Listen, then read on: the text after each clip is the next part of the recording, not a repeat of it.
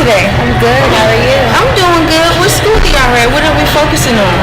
Hi, my name is Anu Diallo. I am a sophomore marketing major at Howard University. Hello, my name is Felicia Farmer. I attend the illustrious Bowie State, and I major in political science. So I hear that you're involved in a school organization. Can you tell us a little bit about that? Okay, I am a part of SAC. It stands for the Student Athletic Advisory Committee. We are pretty much the liaison between student athletes and coaches, and we help, assist with getting certain laws passed with the schools, with regarding breaks and everything. It's just to help fill in the gap when you're giving out information throughout, the head committee and the student athletes. Okay. When did you become involved with school politics and athletics, and how does all of this tie into each other? Well, since I majored in political science, I wanted to get more involved with laws and creating stuff, starting the basis on campus, making sure that everybody's voice is heard, advocating for students and what they want to see change on campus. So I feel like that all ties in together, and furthering my position with political science. Are you involved in any school organizations? Yes, actually, I'm a part of 3 different organizations on campus. I am the director of events for the American Marketing Association. I'm on the events committee for Globe Med, and I'm also a mentor for Social Impact 360. Oh, wow. So how does that reflect who you are as an individual? Well, it just shows I'm kind of well-rounded, and I try to dibble and dabble within everything.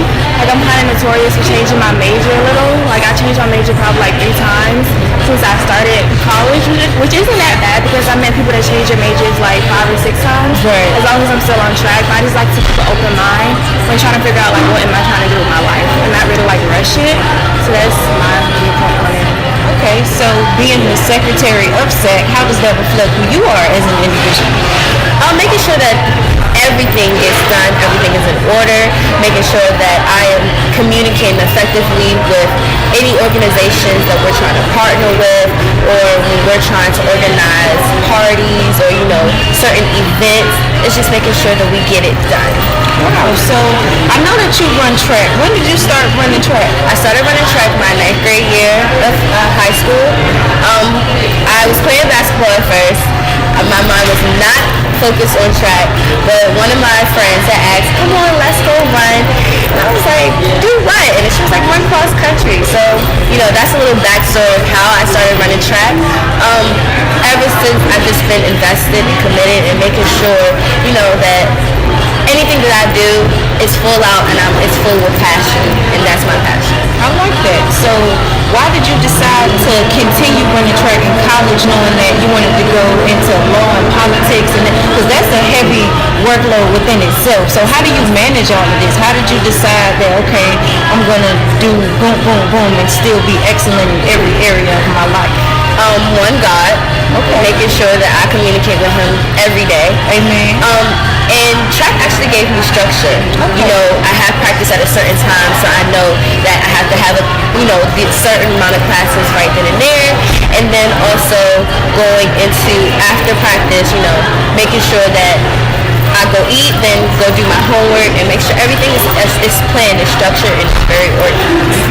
Wow, I feel like that's something that's very important as an individual, that we have structure in our life.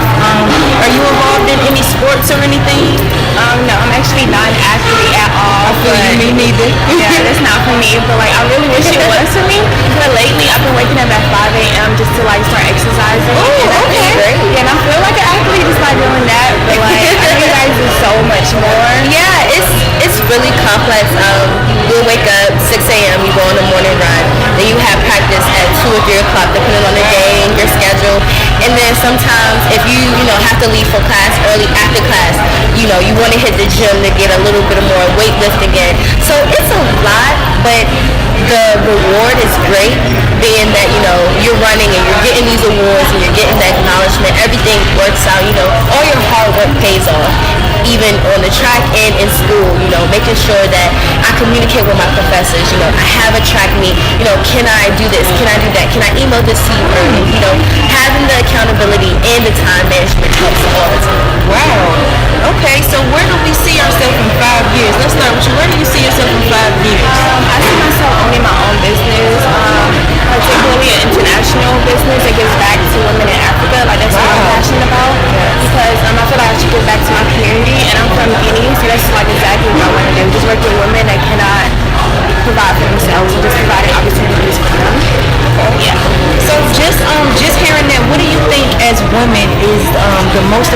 aspect to just promoting ourselves and trying to work towards success and being successful? What's one of the main things that you focus on, or one of the most positive affirmations that you tell yourself to get to where that you're trying to be?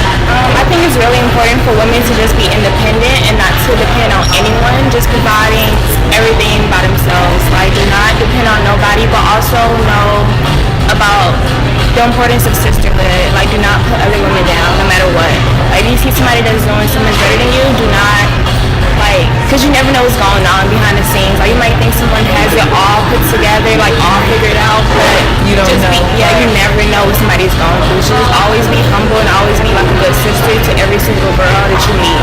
I like that you mentioned that. I like that you mentioned not putting other women down and not being jealous or envious, or when someone is doing better than you. I like that because we all have different seasons in our life, and we all are in different paths. In our walk of life as well. So I think you mentioned something that's very important. What about you? Where do you see yourself 5 years from now? 5 years from now, I see myself graduating from undergrad, Amen. attending law school for free, hey, and also, starting my own personal life, getting, deeper in, committed relationship, married possibly, and also, starting my own brand and letting people know who I am, and my dedication to community service and feeding people who are in need and helping people in need, especially women. That's my passion, especially, and also teens. My passion would be helping teenagers who are in a troubled path, but trying to put them back on the right path. You know what I'm saying? Also, regarding women and their fathers, not having father figures. That is my passion also. So that's what I want to do. Wow, so you're like the go-to. Like I can definitely see you owning your own brand. That's something that I wanted to mention on as well. I think everyone should have their own brand, mainly because it helps keep us focused. Like for me, when I started focusing on who I need to be and the type of things that I need to start changing to become that person that I'm striving to be, it's like I cut out all of these different habits and all of these different people and things to be able to, get to that point. And I really like the mindset that you keep for yourself because, like I said, all of us are at different stages in our life. That's very true. So those things that you tell yourself, and even the things that help keep you in a repetitive schedule and in a repetitive routine of doing the things that you do, I think that's important, and we should take notes on that as well. What sets you ladies apart from other students at your school? I would say my determination. Everybody has determination, but I'm hungry. And I think the hunger is what keeps me going and keeps me, wanting to do more and making sure that everything that I do, like I said, I give my 100%, track, school, for instance, everything, because that's what's important. That's what keeps us going. I think everybody should find their passion, and if that's what keeps you going, just keep doing it.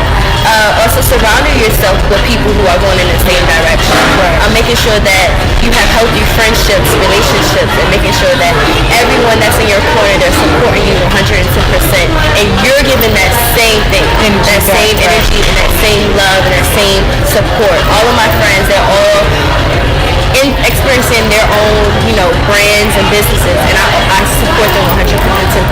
Okay, what about you? What sets you apart from other students? Now, Howard is a big campus, a big college. Howard is like everywhere, so it's a lot of, what I'm saying? Everybody hear Howard and go, ooh, so what sets you apart from other students at Howard? I think what sets me apart is that I'm on my own path, and people kind of already know that just by talking to me. Like all of my friends, they'll be applying to all of these corporate internships as a business student, but I'm like, I don't want to work for a corporate company. Like I already knew that from the jump. Like at first it was kind of hard. Like everybody was asking me, oh, why are you not applying to this Goldman Sachs internship? Like all of these other top companies. But I'm like, no, I don't want to do that because I know I won't be happy. So I think I just know what I want and what I don't want, and I just don't allow others input to just dictate how I feel and my path, because I know this is my life at the end of the day. Like nobody else can live for me. So I just make sure I'm doing things that I wouldn't do on a daily basis. I'm not allowing other people to tell me what to do. Okay. So the two things that I took away just from hearing you ladies speak is being unique and drive and being hungry. I think those are two aspects that we should definitely strive to maintain. So do you feel like education is important at all? Yes. Yes. Wow. Knowledge is power. Most definitely. When you have that education, when you have that experience, and you get that from others, I think that can help you in, that's what sets you apart, In this time and day, having your degree is a lot. Right. And not even just getting your bachelor's degree, but getting your master's, getting your doctorate, that separates you from everybody else. And I think, education is one of the components into getting what you want. It's not everything, but I feel like that's a strong component. Okay. I feel like education comes in different forms. Like I feel like it's a huge misconception when people believe that just going to college is enough. Because I was looking at data the other day actually about how as black people, even with a college degree, we still make much less than a white person without a college degree. Right. But that's also like the gap, the wealth gap that we can't control and we don't have any say so in. Like it's not our fault, like we can only try our best. But also, I get what you were saying. Education does set us apart. Like it provides opportunities that we would not get elsewhere. Like especially if you come from like a very low income family, like neighborhood. Right. Like it's the only way out sometimes. And it allows you to network with other people. It allows you to build connections that you would not have made back home. It also allows you to see something different. Most definitely. That's wow. That falls into my next question. So for people who don't have the means and the resources to go to college, what do you have to say for people like that? I would say work hard. Look for different avenues, different opportunities, research. It's so many things you can do. Go to the nearest library. It's for free. Just making sure that you're determined to. If you want to get out, you can do it. It's and just talking to people, finding a mentor, and helping them put you on the right path. That's the start of getting to where you want to be. Okay. What do you have to say? Like we were saying earlier, like branding is everything. Right. So if you have a phone, I feel like you can make $1 million from your phone. Like just make an Instagram account, YouTube, whatever you have to do. Like it's always a way to like get out of the certain situation that you're in. Especially if you have a positive mindset and you're around like great people.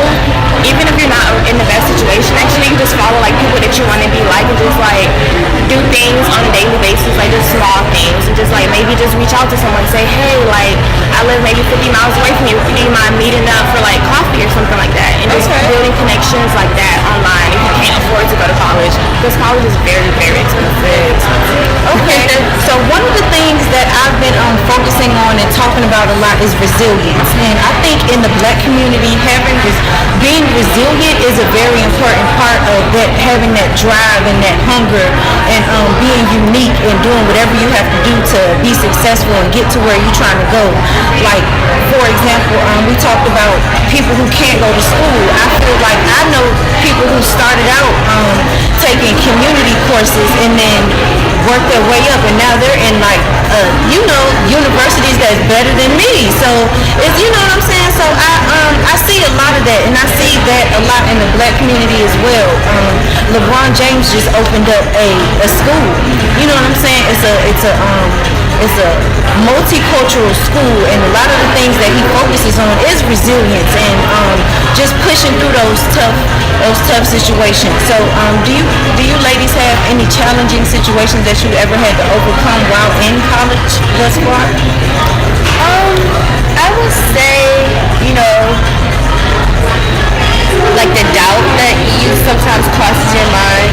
I think it is making sure that, if you feel like you're at a weak point, surround yourself with positivity. Don't let the thoughts succumb you and makes you depressed and things like that. Because you can get really lonely in college sometimes. You can feel like, like nobody's in my corner. You know what I'm saying? But you gotta make sure that you surround yourself and continue to have talks with God and stuff like that. That's what really helped me, get out of those tough spots and things like that. So I think that's what really helps. Okay, what about you? My biggest challenge so far, I would have to say, is just like not knowing what to do because I'm a first generation college student. Yeah, not even just that. It's like my parents are immigrants, so it's like nobody else can like help me. Like I couldn't like the way people could just talk to their parents and just be like, hey, can you just send me a care package? Like my mom does not know what it is. Like a care package. So it's like I came in blind. Like I thought I was prepared for college, but it's like you could never be prepared, especially coming from like a low income background. Like I was saying earlier, like it's hard, but just like making sure that you tell yourself like you belong here. Right. Because it's really challenging when all of your other friends are like, you're rich. Like at least at my school, a lot of hitting the ground running, right? Exactly. yeah, like a lot of the kids at my school, Howard, like they come from a lot of money. Yeah. Yeah. So it's like I belong here. Like you might come from a whole different background, a different tax bracket, but I know I'm smart and I'm capable of doing the same things that you're doing. Of course. Wow. I think that's very powerful. As women, like we said, we don't have enough confidence, and I think the confidence that Umu just described is very important. Me too. I come from a low income. I come from a low income family as well. So, like I said, just having that resilience and knowing what you want out of life, knowing what you want to do, knowing the calling that God has placed on your life, I feel like that's important. Just having that tunnel vision, not caring about what other people are doing on the sidelines, or you know what I'm saying, just focusing on ourselves and what it is that we want to do. So with everything that's going on in the world, I recently just went to the third annual Women's March Challenge, and I was taking notes. There's a lot of things that's wrong with the Black community and society and the social media world and the world in general. So with that being said, if you could change anything in the world, where would you start? I would start with social media. Okay. The stereotypes with Black women and everything on social media, it's very degrading. I think also, changing the mindset of women and how they view each other. Black people, we're like always the first one that I see tearing each other down. Right. We're never lifting each other up, especially with Black women. We're always fighting, and it's always something on social media. I think when we start to realize that we're all the same, and that we're all just trying to make it in this world, and all just lift each other up. And I would say start right there with social media. Okay. I would just pour more love and support into this world, just like what she was saying, like especially as a Black community, we don't really support each other as we should. Like if you start a new business, like will your friends really support you? Like it's just that mentality, like it might be unconscious actually, just like people don't want to support each other. Wow. Even like we're all trying to reach the same goal, like once you go up, like once you make it, just make sure that you go back down and just like help others get to the spot that you're in. Like I make sure that I always talk to young girls about high school, just to let them know like you could come to Howard too. Like it's possible. Like I could book your ticket and you could come visit me. Like I don't mind. Right. Just so they can see something different. Right. Just get out of that mindset of just like staying stagnant and just staying in that situation, and just make sure they know like there's so much more to life than just like this area. Okay. Wow. That's some powerful stuff right there. With just maintaining positive affirmations in life. So what type of things do we tell ourselves to stay on that path? Keep going. Keep pushing yourself, Salisha, you got it.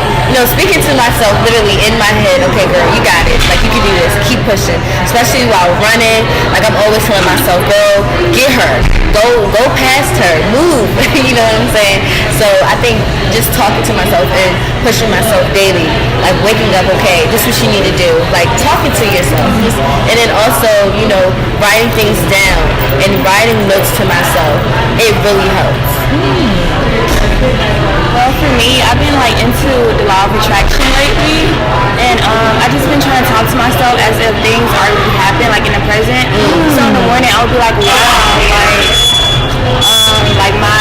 So yeah, I have a friend who has her own YouTube channel, and I also have a friend who's doing her own makeup, and a couple friends who majors are starting, in early childhood education and everything. So being that they are becoming teachers and they're talking to so many people, I think that's starting a great brand. And, I'm excited for everyone who's getting into the community and talking to women and encouraging them to, push past all of the adversities that are coming. Well, for me, I try to be more conscious of the things I can do on a day-to-day basis to support other women, especially Black women. Like, if I'm buying hair, instead of going to AliExpress, I'll try to find like a Black business to support. Yeah, or like even if I'm trying to get new makeup, I'll see like a Black business I can support, so I buy makeup from. Like even like their clothes, just whatever I can do to just support Black people on a day-to-day basis. Like I try to. And right now, I'm trying to find like a coffee shop, like a Black-owned coffee shop, to start like going to every instead of going to the Starbucks. Supporting our own. I'm a firm believer that it starts here. It starts now, and it starts in our own community and building a strong Black community. I think we're powerful when we're together, more so than when we're apart. And I believe that if you invest in people, they will invest in you. So I think in standing behind your own, that will help, and it will see that we are strong, which we are.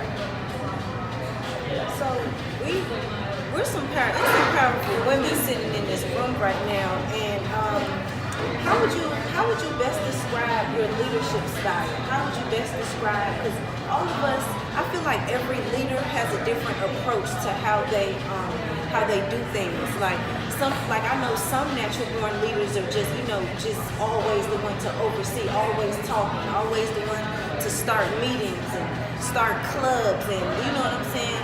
But then, there's some leaders who are more reserved.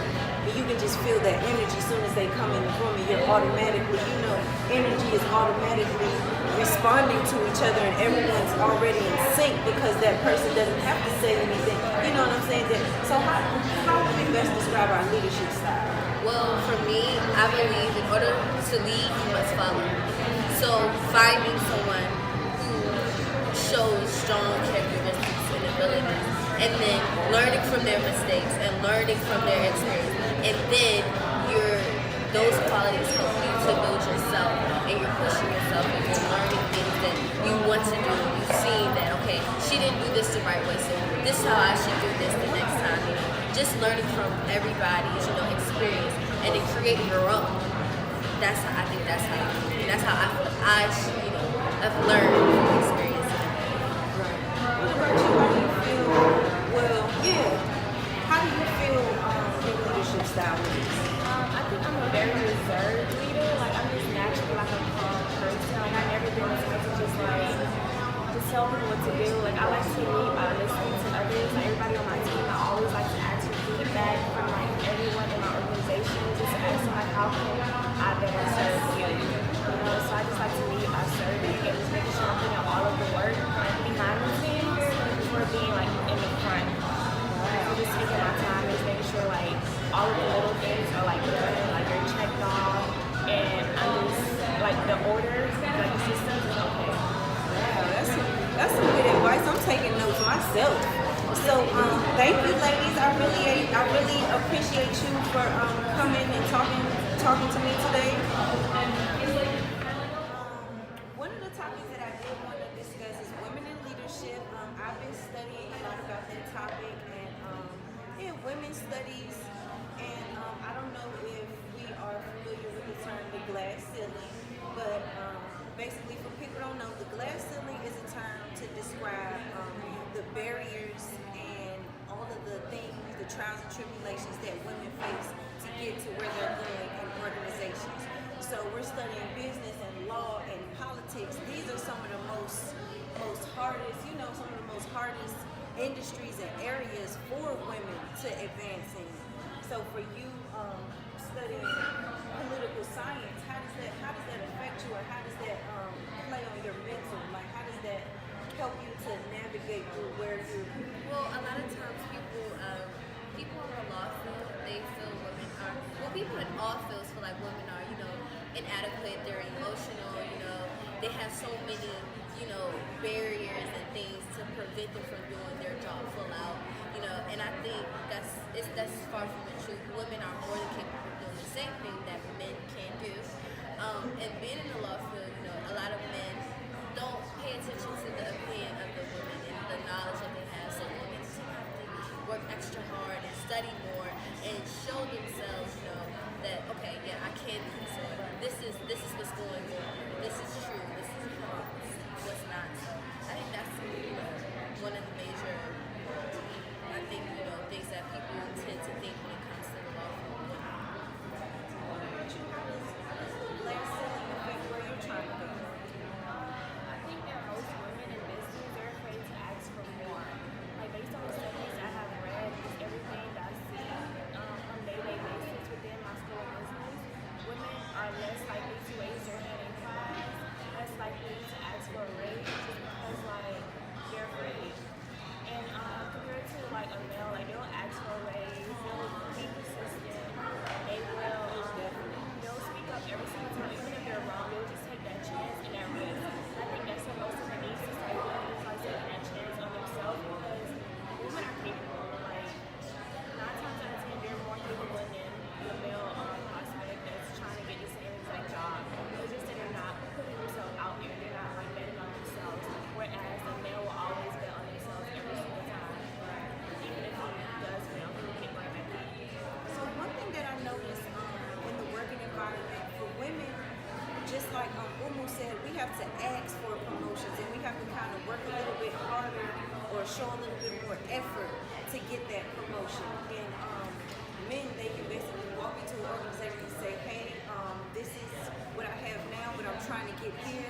And in 2 months, they already have that promotion that they set into their mind when they walked into that job. They already got that promotion. So with that being said, how do you remain true to yourself without conforming to those what is the word I'm looking for? Those expected tendencies for how people expect women to be. How do you remain true to yourself without conforming to those expectations? I'll say be honest.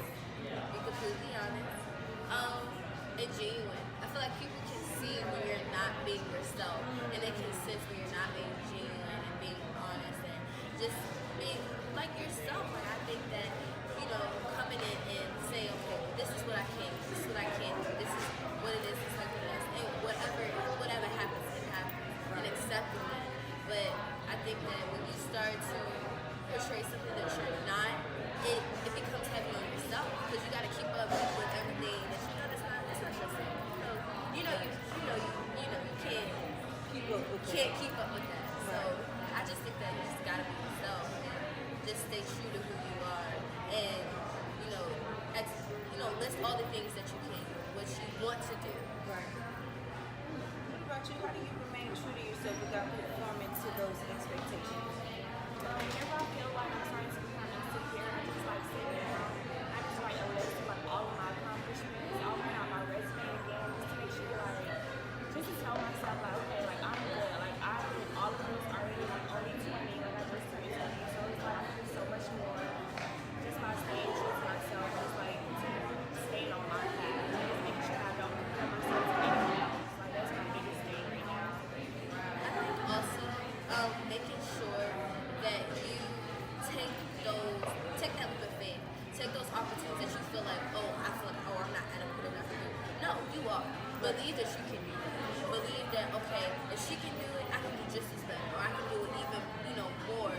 Just knowing that, okay, yeah, I may not have this experience, but I'm willing to go and take those courses and making sure that if I don't have it, I'm going to have it. And having that mentality, I think, is so important. Wow, I think that is very important too, because I'm at a stage in my life where I'm trying not to think about what I don't have and think about what I do have, or try not to think about who I don't have and think about who I do have.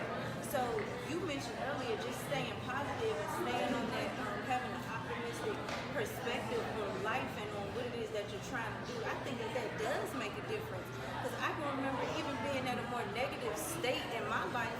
It's hard to take risks and do the things that I want to do when I'm not, when I'm not putting myself up. Everybody else around me can be putting me up, I'm not putting myself up. Well, ladies, I really thank you for coming and talking to me today. I learned a lot from you, and I know that everyone else will. How can we follow you on social media to make sure that we're keeping up with what we're doing? Okay. Well, being that I am starting my own podcast named Queen Speaks, and my name will be Queen T, you can follow me on Instagram at Talisha Milan, TELICIAMILAN.